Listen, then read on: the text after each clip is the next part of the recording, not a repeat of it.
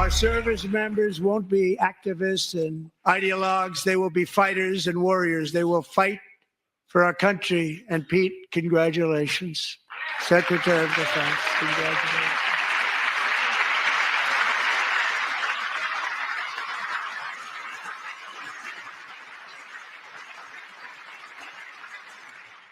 And he's not big into the woke movement, I can tell you. I know him well. I am pleased to report that in January, the U.S. Army had its single best recruiting month in 15 years, and that all armed services are having among the best recruiting results ever in the history of our services. What a difference.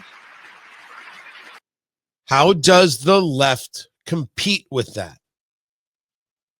How does the left compete with people seeing the choice for president, seeing the choice for Secretary of Defense, and saying, I want to be a part of that?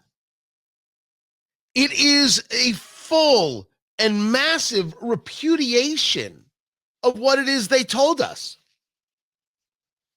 What they told us was that diversity is our greatest strength.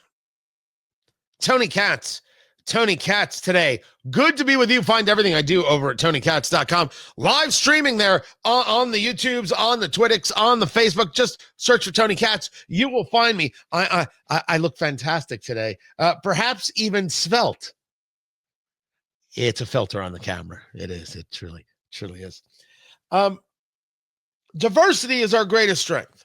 And we are going to attract people to the military by showing all of these men wearing women's clothing, or showing this, that, and the other in the trans world, this, and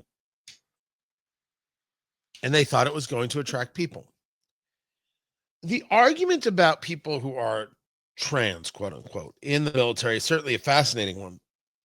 And just I'll share this with you anecdotally from a conversation years ago I had on the show about this subject.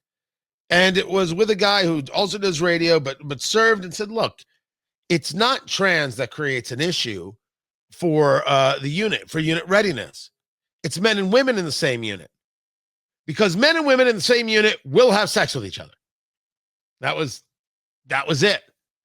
And so it was a unique kind of take, different than whether or not we should have a military that provides for transgender surgeries or anything else, whether the military should be a tool for social change, which I argue absolutely not.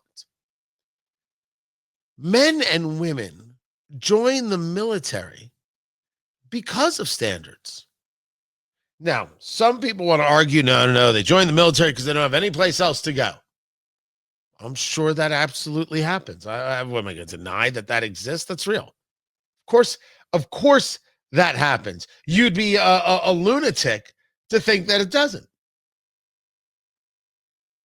But the people who were joining because it was this opportunity for social change, well, they didn't join because they wanted to be a part of the military, a part of this thing greater than themselves, a part of serving something greater than themselves, where they, as an individual, did not feel that they were as important as the whole, the team.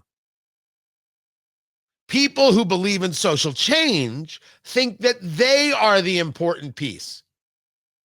You cannot have a serious military if this is what you believe and this is what your commanders believe. If you are engaged in teaching DEI and not teaching how to build the bomb to kill the enemy dead, you can't have a proper military. And so the military was not seen as a career during the Biden years because who wanted to be a part of that? Yeah, I want to serve my country, but these people are not serious. You're talking about a feel, a calling, meeting a hardcore reality.